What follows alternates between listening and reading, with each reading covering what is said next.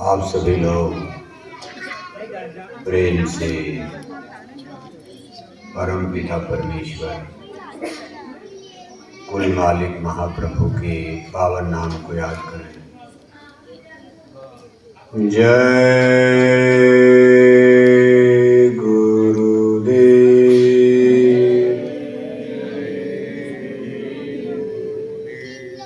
जय गुरुदेव नाम किसका? जय गुरुदेव।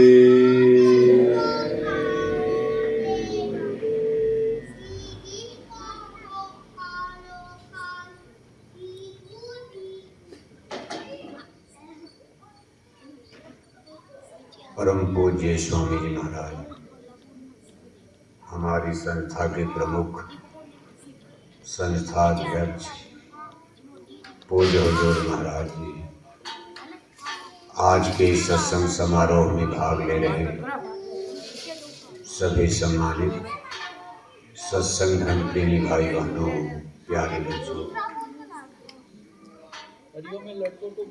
आज आपके इस गांव लशारिया में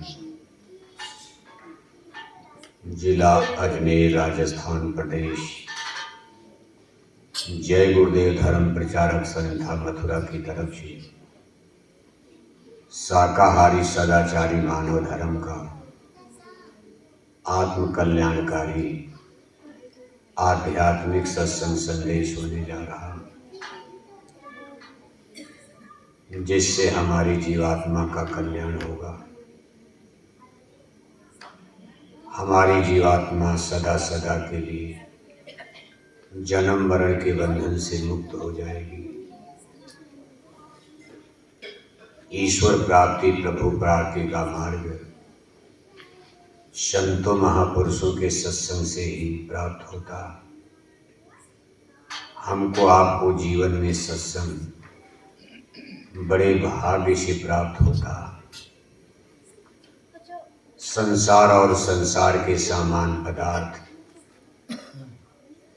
ये तो पापी से पापी आदमी को भी मिल जाता है।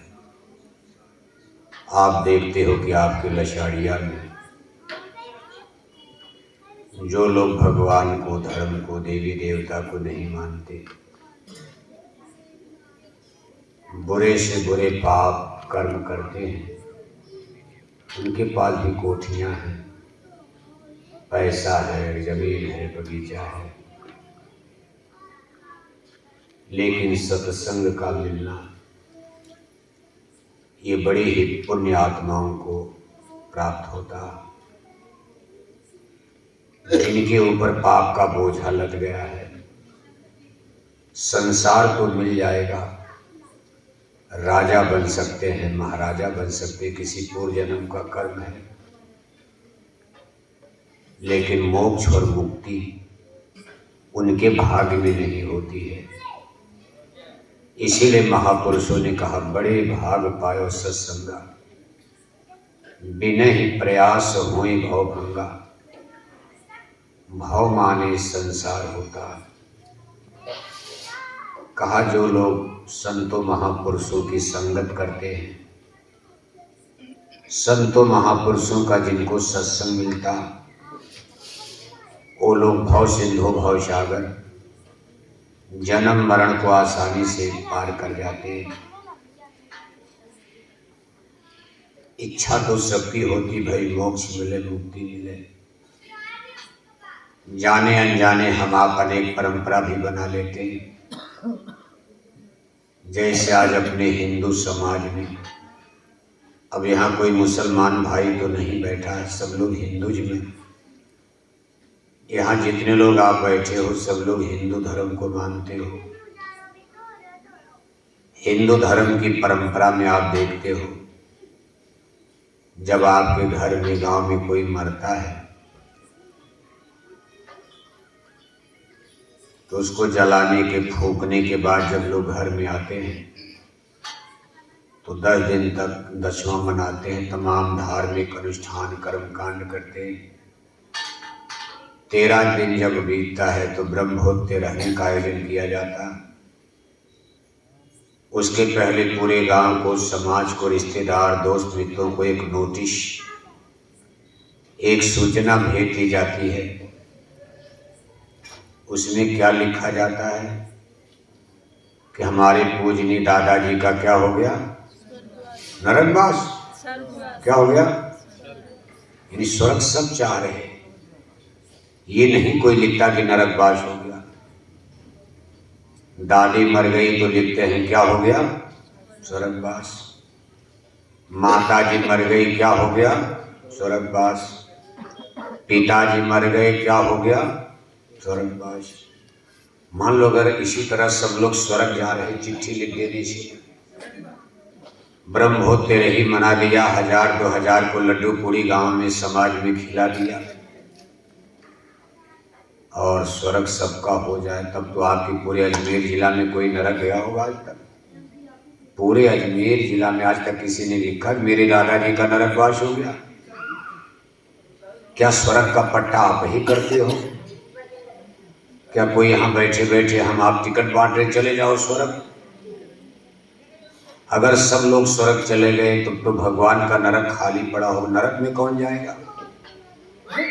न कोई जोधपुर में लिखता है, न कोई जयपुर में लिखता है, न कोई टोंक जिले में लिखता है, न कोई चित्तौड़गढ़ में लिखता है, न कोई आपके भीलवाड़ा में लिखता।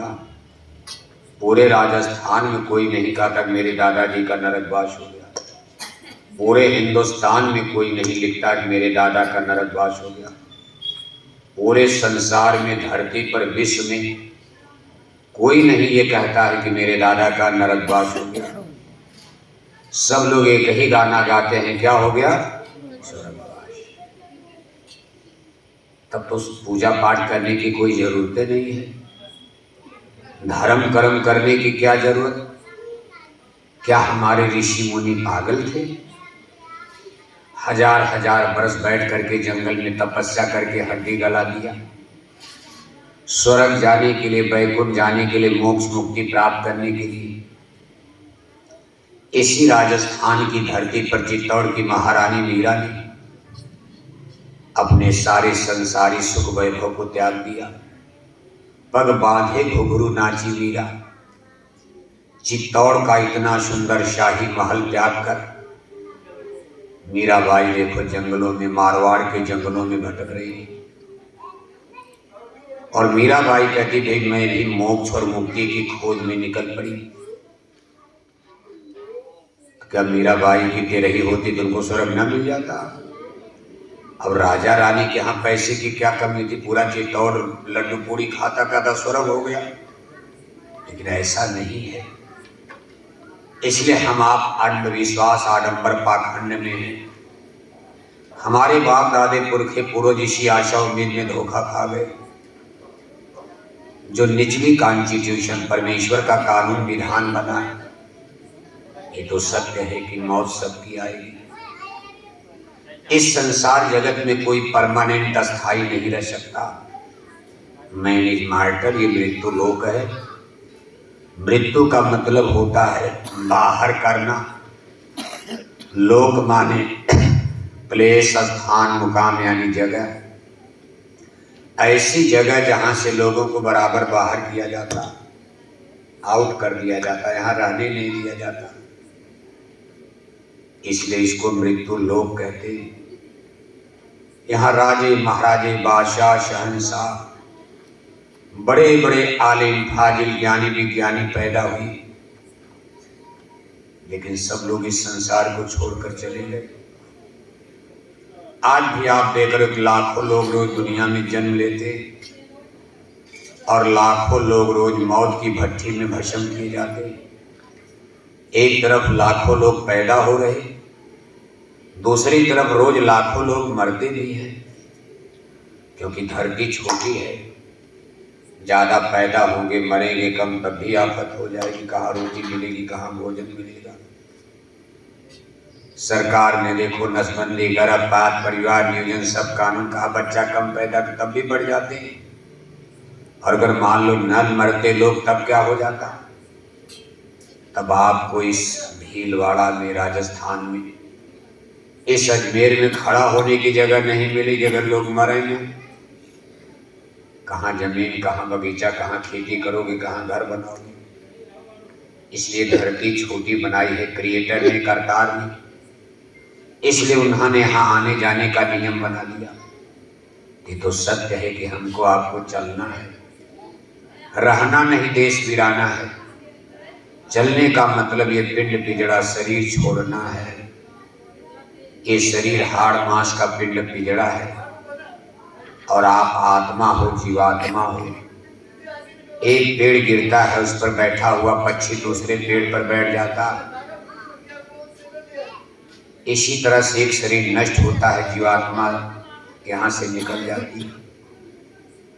ईश्वर ने जो विधान बनाया, हमको आपको भगवान के कानून को समझना चाहिए। हमारी आपकी बात तो वहां चलेगी नहीं। जिन्होंने धरती बनाई, सूरज बनाए, चंदा बनाए, तारे बनाए, धरती आसमान, पेड़ पर्वत पहाड़ समंदर सब कुछ बनाया, हमको आपको पैदा किया। जन्म मरण का भी कानून उन्होंने ही बनाया, वही उसके स्वामी हैं, मालिक हैं, करतार हैं। ईश्वर ने क्या कानून बनाया?